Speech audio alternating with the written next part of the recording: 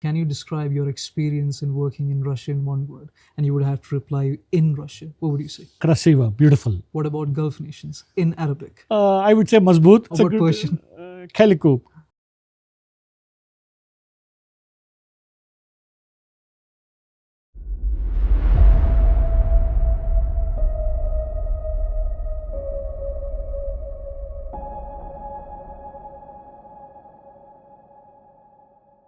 Hello and welcome. The phrase sustainable development is a term that we students are all familiar with. After all, we've been hearing it since our school days up until our college years. A term that is used by academics to signify our social responsibilities, by politicians during their election campaign promises, and most of all, corporations to signify their civic interest. However, during these last few years, the effectiveness of sustainable development as a concept have been brought to question. However, within these questionable results, we have also seen the rise of promising companies as well as associations within the government that have been making drastic needed change to rebuild our critical infrastructure. But all of these changes and all of these efforts shouldn't be left to the large players alone. Everyone has to do their part. Whether you're a politician, whether you're a public servant, an entrepreneur, an investor, a student, or even academic professional, everyone has to contribute to this objective. And who better to seek counsel from on this subject than a man who has made himself a beacon of information regarding all subjects concerning sustainable development in our country. Welcome to the Compass Podcast, where we navigate beyond the balance sheet. Dr. Mukund R, thank you so much for joining us. Oh, thank you very much, Alan. It's been a pleasure interacting with your team. Thank you. Now, first and foremost, I'm only asking this because of my own curiosity. How old are you really? 51, half a century. That doesn't make any sense. Now, the reason why that doesn't make any sense is either you're hiding a device that allows you to teleport from one place to another, or you're simply lying about your age, because it's not possible for a man at the age of 51 to achieve this much in his life. And usually what happens in this podcast is that I give a brief introduction to the audience regarding our guests. But I think because of your humbleness and your down-to-earth attitude, I would have to brief you on what you have achieved over the past 3 decades. Please allow me to do so, because the audience really needs to know how big of a shot you really are. You began as a business development manager in your early career. You worked as the vice president for many companies, including MindLogic and GoWealthy, which is the first property portal to reach 1 million users. You worked as an IT consultant for the government of Karnataka. You worked as the project head for the development program of United Nations called UNDP.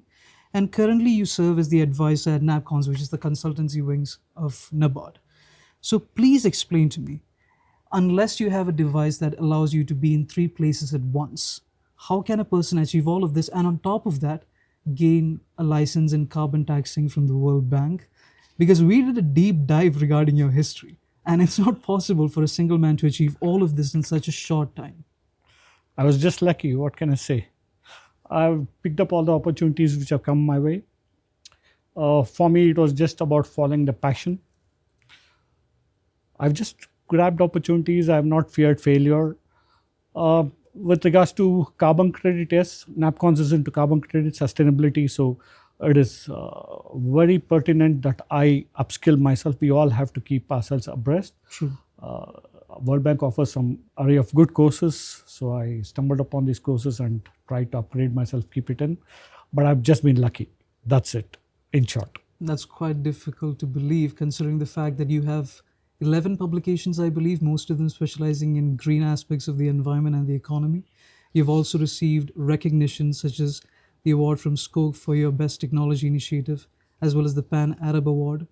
So all of this can't be contributed to luck. What do you think sets you apart from your experience? Basically, Scotch, Pan Arab, or the India CSR, they are all validations of the institutions that I used to represent when it was awarded. It all constitutes to having a good team, a good ecosystem, and a passion. True. And I have been fortunate enough to gain the confidence of my peers, the superiors, and I've just latched onto them and just trudged forward. And I also would like to assume that another reason why you've done so well in your career is because not only do you have the theoretical knowledge with regards to what strategies need to be implemented. But I think you take pride in your work. I think the real source of validation from what we've had a conversation off screen is the fact that you genuinely like helping the country out. I do. I restarted my career. In fact, when I came back from the Middle East with the sole objective of getting into an UN organization and the World Bank, I restarted. In fact, I left a good job which was paying around 20,000 dirhams those days to 20,000 rupees in India, which very few people would do, and then get it back to 1 lakh rupees immediately up. So I was just following a passion. I'm happy that I did. Some people may call me crazy because I don't look at it from the lens of a monetary gratification immediately, but I'm happy with it. Again, I think I follow sustainability. To me, anything that can sustain me economically, I'm happy, I'm content. I believe in being happy and content and keeping the immediate stakeholders happy and content. Within the family ecosystem, I've been fortunate to have the support of the family, which understands really a madman. So that's it. It's very simple. Keep life as simple as possible. That's really sweet. Now, in your long career, working in various nations with varying government agencies, associations, companies, you've come across different cultures, you've come across different backgrounds. Can you share a defining moment or a project that you were a part of that changed your perspective in a fundamental sense? There are few, but one I would love to stand out is in 2017 18 in Karnataka. There was a bit of a challenge with regards to data management based issues and payout to farmers, helping out lakhs of farmers get their insurance so that they could do something useful with their yield and get their life going on. That is gratifying.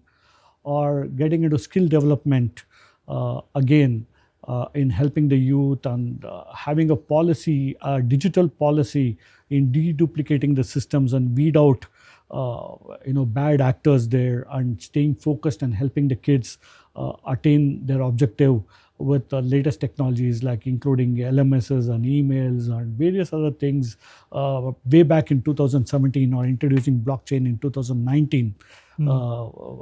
These are things are having Karnataka's first skill summit in 2019. We had Karnataka Skill Summit on the sidelines of Bangalore Tech Summit, which was a huge hit, where we had speakers and international stakeholders, which was organized within a span of a few weeks, and to have a buy-in about the entire skill ecosystem and having the Karnataka skills going and integrating with India skills. There are many such moments which are gratifying because it works with the end stakeholder, or many such, even in the UNDP sustainability domain, very such moments.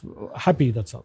Now, this is something that I'm asking from a personal perspective, and it's more of an advice or counseling session for me as well, because I'm not that good with my time management skills. I may look proper, but I'm not. My sleeping schedule haven't been in place since the Champions League trophy took place. So, as a man who've worked in many senior role positions, not only should you be good with your time management skills, but you should also be good with prioritizing your time. You would have to delegate your work to those that you can trust. So, is there a particular process by which you go through? You get it through a look and feel. At the end of the day, I don't believe in a professional and personal life trade-off. Okay. Because there are moments where I believe it's your professional life that dictates your personal life and not the other way around. But personal peace is very much important. If you're not having peace at home, you can't work peacefully. That is something I do believe in at the workplace. Having a balance, not in terms of time management, having a balance in terms of stakeholder management and expectations is the key. Right. That is something you just find it along the way.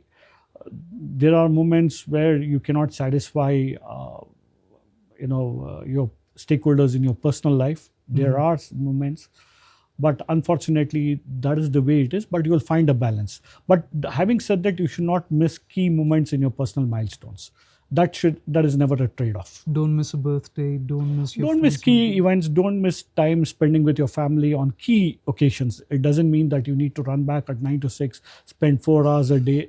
I mean, that's what I have not practiced. I'm not advising this to anybody, but what I practice is set priorities right, strike an equilibrium between your personal and professional priorities, and then you have time. Time is very easy to manage. It is only setting your priorities right.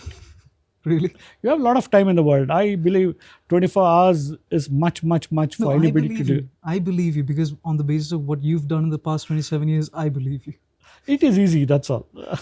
You have time for everything. You have time for entertainment. You have time for work. You have time for personal life. You have. It is just you need to be passionate about everything you do. Then time will take care of itself. Thank you. And in this day and age, a podcast or a discussion is not completed unless you use the word AI and data analytics. Now, what do you think the most significant roles are when it comes to sustainable development that has to do with AI and data analytics? And particularly, this is some of the things that most people miss out.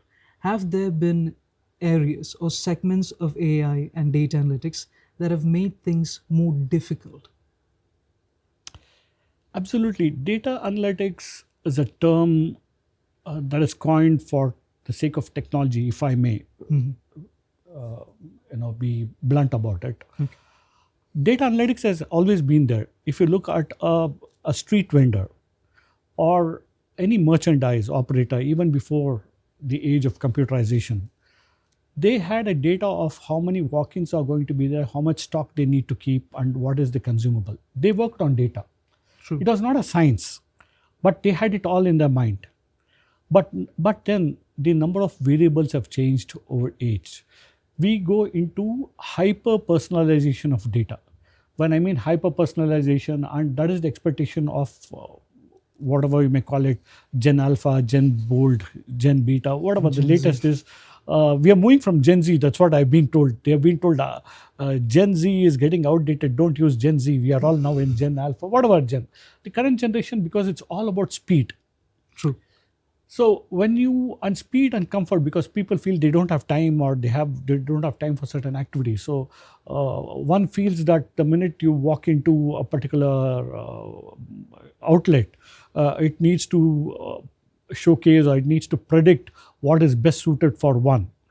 Now, in order to do that, you need huge data inputs, including the mood that you walk in, what is your color preference, what is, etc. Any number of data points. So data analytics is very crucial in terms of customer, I wouldn't say customer satisfaction or delight. We have moved beyond customer delight and satisfaction. We are in the age of customer ecstasy, if I may, because that is one, and speed and accuracy. Otherwise, you are flipping into e-commerce portal A. You don't find anything because they have not integrated certain aspects of AI or data diligence, and you're not able to it's not highlighting it. You go to B and suddenly you see something you like, so e-commerce brand A loses its opportunity while B has gained out from you. So this is the age we are, and AI has its own utilities, especially a lot of areas. AI has, again, it was existing earlier in a different connotation, but now we do need.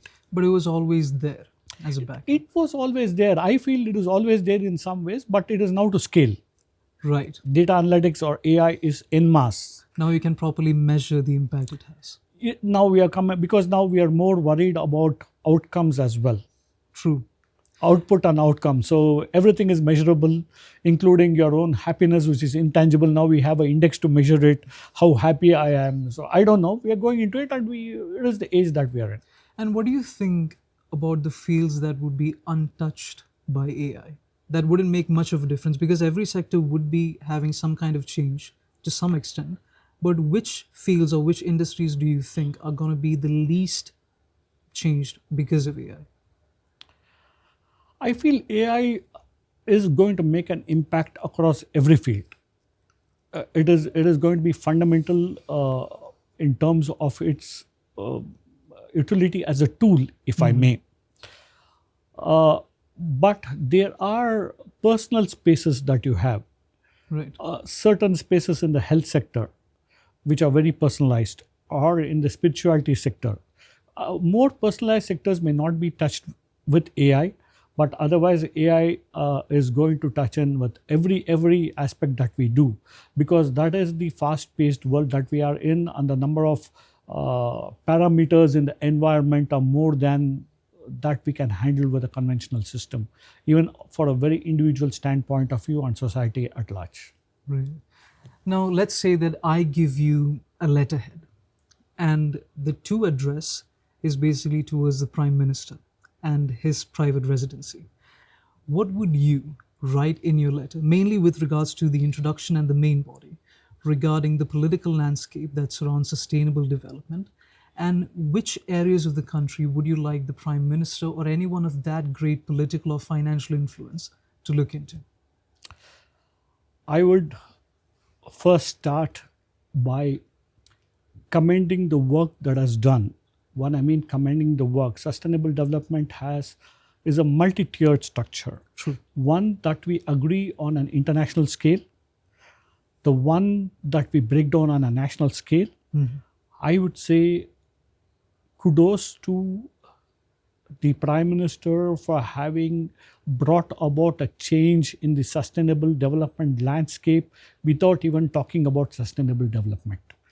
For example, if you look at Swachh Bharat, the Jal Jeevan mission, Swachh Bharat again is a part of SDG. Jal Jeevan is again a part of SDG. Startup India is SDG. A lot of these things are touching SDGs without even talking about SDG. That is guerrilla marketing. And it's a good guerrilla marketing job done. And at the end of the day, the outcome has been reached. And now we are going into aspirational district and aspirational block as well. That is there. So there is a localization. But these are all pilot. What I would request is, while there has been efforts to mainstream such agendas, the scale of our population, while offering opportunities, is also causing in certain delays in achieving such goals. So there have been efforts for PPP as well going on, because government alone cannot pump in. There has been also lateral entry for industrial experts into the government system, and there has been efforts to get in a buy-in at various levels of the stakeholder engagement. I would request them to continue and trudge forward in achieving the cause. And I would also like to thank the visibility that India has got in the G20, which has helped us raise a lot of eyeballs and grab international attention.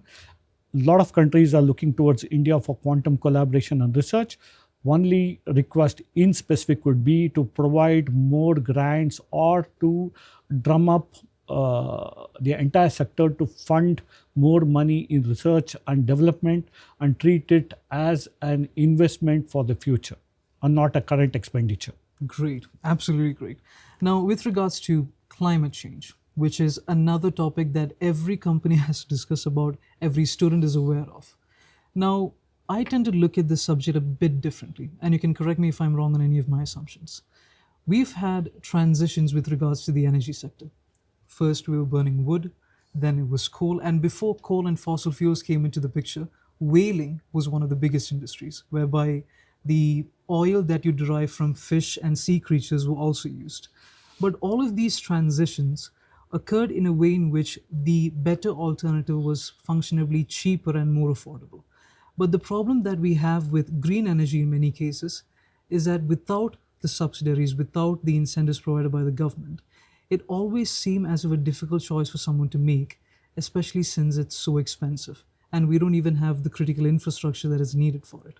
So how long do you think, in terms of a decade-long picture, where do you think we would achieve in a decade's time with regards to our infrastructure, as well as the affordability with regards to green energy? Man is a very selfish creature. True. Number one. Number two, sometimes we act first and think later. And sustainability is a result thereof. We have acted in a way where we have been forging ahead with development. We are also very foolish while we are highly intelligent. We are conquering space without even understanding what effect it has on Earth itself, because great scientists have also proved with their papers that there is an equilibrium between the planets. So if I actually shake the moon, there is going to be an effect on the Earth. But have we studied it? Which we will, but we need to. We cannot stop anything. Space technology is growing. Energy, we want everything at the click. You want AI, we want quantum. When you do that, the computing power, where do you generate power?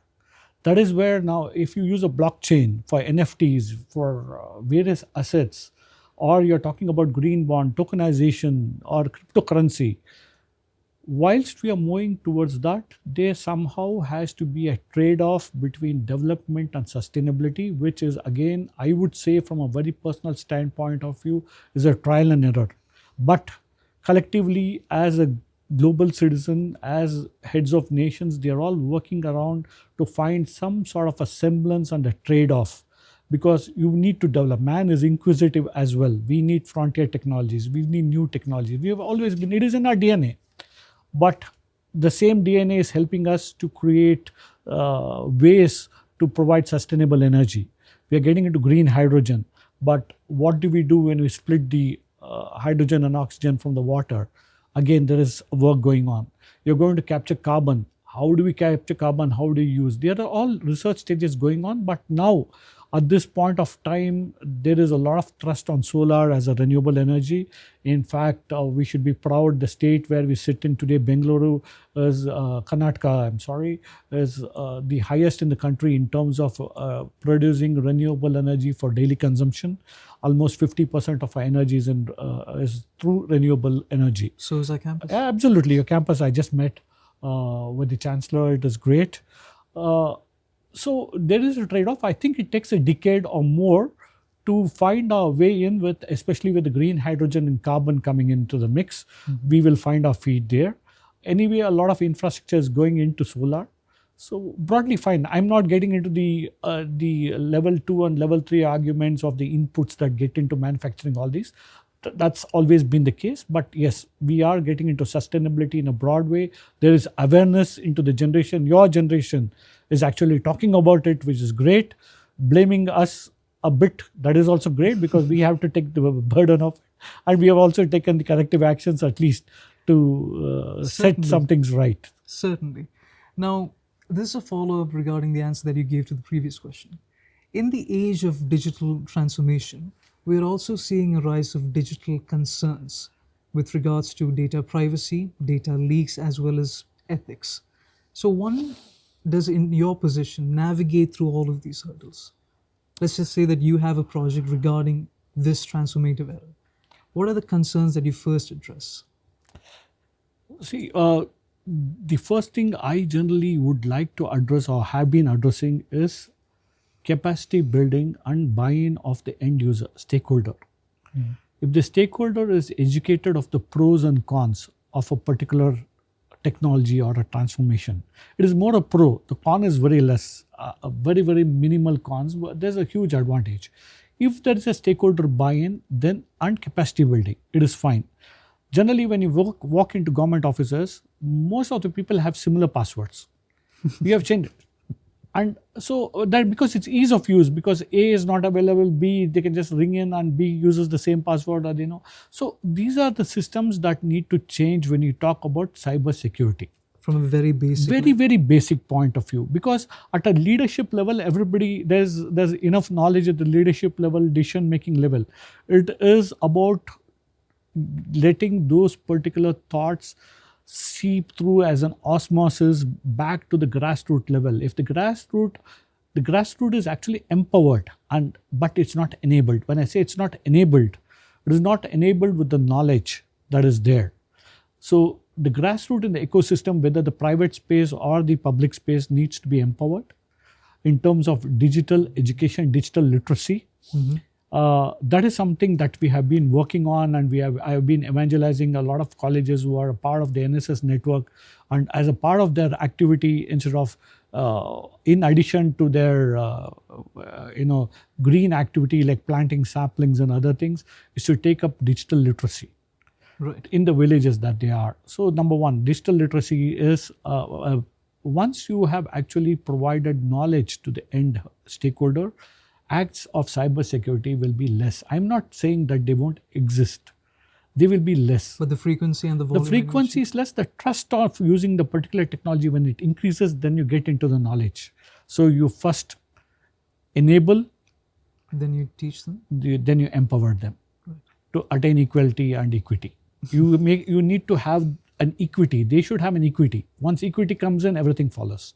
They would have to make it seem as if it's in their best interest to make sure. Absolutely. Why would I listen to you, or why would you listen to me if you don't have a selfish interest in it, if it's not helping you? It's simple. Simple, but it's at the same time very effective as well. It is. You need to have a buy-in. Ultimately, it's buy-in. True. Now, with regards to rural development, you have worked across various projects, and you certainly mentioned it in your address as well. Now, how does one effectively measure the way in which a rural area is developing? What could be the metrics? Not the macro level metrics that we are all familiar with. I would want to know from your perspective, what are the intangible metrics by which you measure it? For me, prosperity. If I may sound cliche, but per capita income. Okay. If my income grows up at a rural level, Right. then everything grows. At the end of the day, it comes down to my consumption, my spend. Do I have enough money that I can consume, enough money that I can save and spend? So the entire exercise of the entire government machinery at the state level, at the federal level of any nation, and India in particular, is try to see how we can enable the last mile, the last person, to enhance their own prosperity. There are various tools that are being used. In some places it's good, in some places it's taking some time to catch up. So that is number one. Number two is building a social ecosystem around. For example, when we talk about clean sanitation spaces, access to technology. Today we are talking about the rural is contributing to agriculture in a big way. How do you actually enable them with the latest technology to produce more yield? I am growing rice today, but can I help you to grow more quantity of rice, the production per acre? Can I help it in terms of quantity and quality, so that we get value for your produce?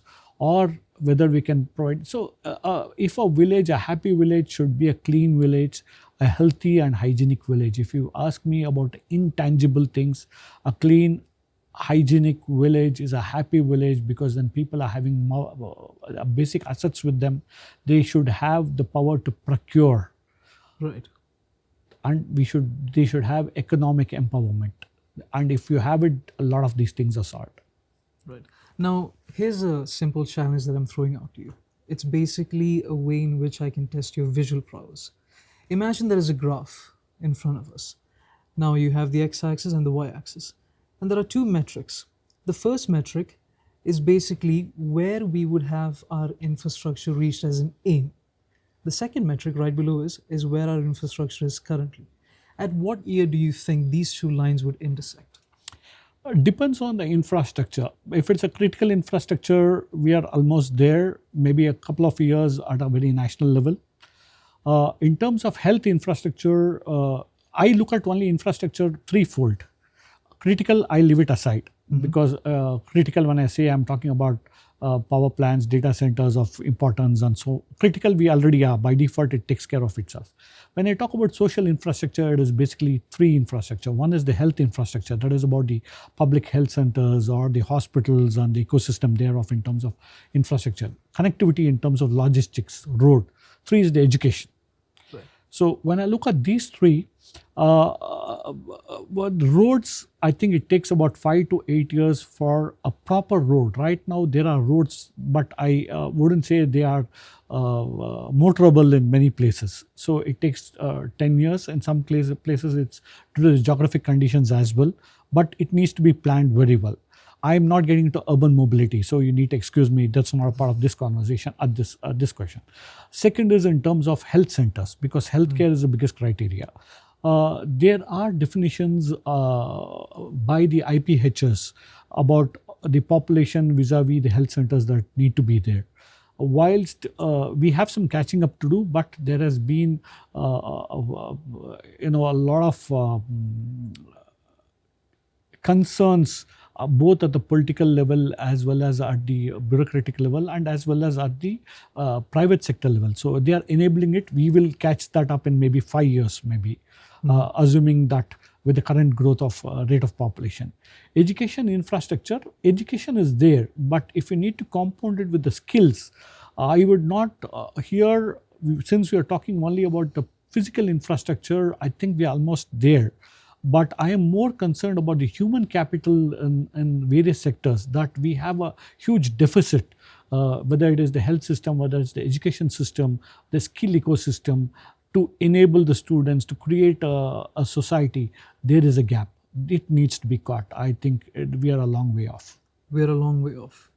So maybe another half century, maybe? No, I think with concentrated effort, maybe about a decade. Maybe about a decade. So it's not that far away. I wouldn't say not far, but if you look at the scale of the problems that we compound within that. Now I get you. Now, it sounds... Yeah, now I get you. Now, let's just say that you had the opportunity to have dinner with any two individuals, any two historic figures, dead or alive. Who would they be and why? And please tell me who would take the order. Oh, very, very... it's a difficult question. It is a difficult, I haven't thought about it. But surely, I mean, I would like to talk to Aristotle. That's a good choice. I read a lot of Aristotle, so I would like to pick his brain on what he thought about. He is a great thinker.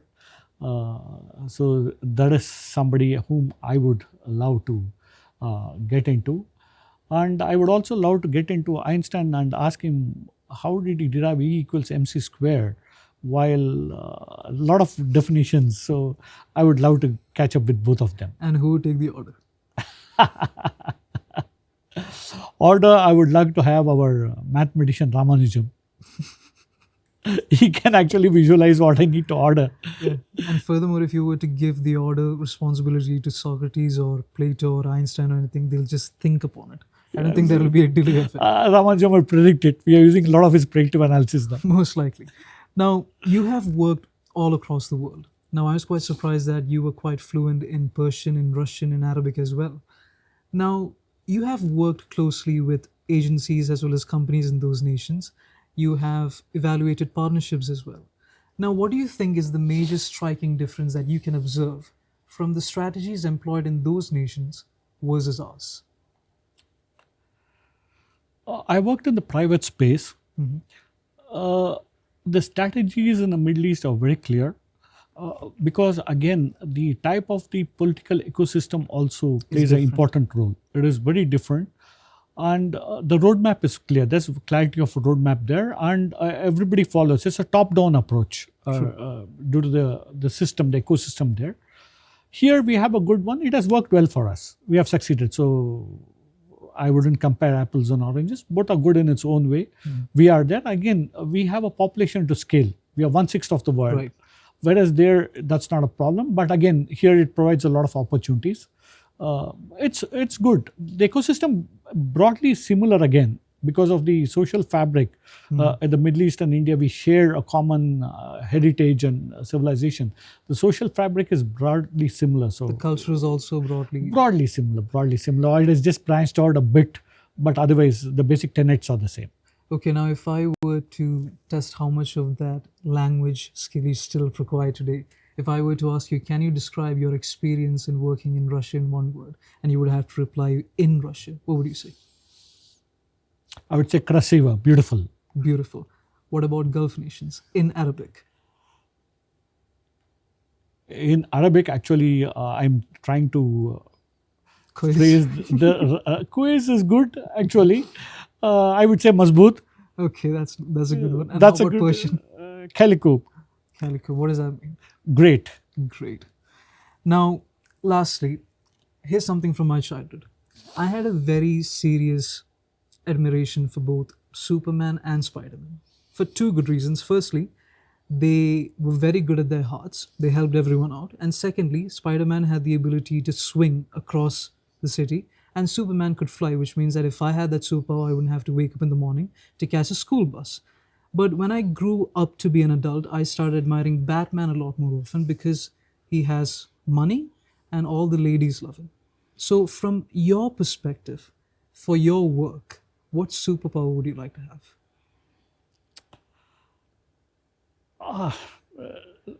It's very difficult because I would like to have many things, but the ability to understand the needs of a stakeholder is a superpower I would like to understand so that I can fulfill it. Because once you know the expectations of the other person, then you can actually fulfill that easily. Right. So this is something I would like to have. And how many years do you think we are away from like a sci-fi movie infrastructure taking place? I think we already have a sci-fi movie infrastructure, but it's in the labs. Right. It's about and the time to market. Which sci-fi movie do you thinking? We are having lots. If you look at it, I mean, just to when I was young, I did have. You could see in StarTech the flip phones. Yep. You already have a flip phone now. I think in a few years you would have already holograms are being used, but in a different way. No, different way. But maybe in a decade you could have a virtual presence, a simulated virtual presence, very soon, with the quantum technologies that's being there. Communication again, the quantum communication that were Earth to Moon, Moon to Star, but not in the conventional way, in the way that we have seen maybe in Avengers movie, or we have seen earlier in movies like Star Wars or Star Trek. We are there. Maybe about 7 to 8 years you could start experimenting, if not earlier. Oh. Now, what would be your advice to students? What would be your advice to an aspiring mind who actually wants to help their country out by doing the right thing? Who's not incentivized by profit, but simply thinking first and resulting in actions later? I would say follow your passion. True. This is one. Don't get bogged down by peer advice on the social media. Talk to real people. Talk to people who matter. Good. Talk to people. Visualize yourself 10 or 20 years from now, what you would like to do. You will have a lot of challenges en route. But hey, if you just beat a coal down, or if you actually sculpt a rock, then it becomes into a beautiful statue, or then you get diamond. So don't get bogged down with challenges. Challenges will be en route. Find solutions. Don't crib about the challenges. Every challenge is an opportunity to find a solution. Work with others. Everybody has a difference of opinion. It doesn't mean that they're against you. It's just a difference of thought. Right. And any advice on sustaining relations? The minute you have the Edward de Bono approach, then you can sustain all relationships. Everybody is right. Yeah. I am right too. You're right. Don't get caught into I am right, the world is wrong, or I am wrong, the world is right. Everybody is right. Just follow your path. If you learn to laugh at yourself, it's the most easiest thing that you can do. Live and let live. That's all. I believe it's an understatement if I were to say that any nation would be more than lucky enough to have great men like you at the helm, who are not just skillful in terms of your knowledge, but also have proven your worth by taking great strides for our nation.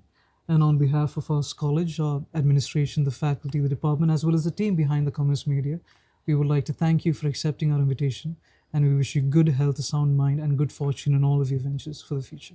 Thank you so much. Thank you, Alan. Still miles and miles to go. It's just a baby step that we have taken together. I think you're only just getting into your prime. Absolutely. Lots to do and lots of opportunities to do. And we hope to see you again when those Likewise. Thank you so Thank you, much. Alan. A pleasure. Thank you, guys.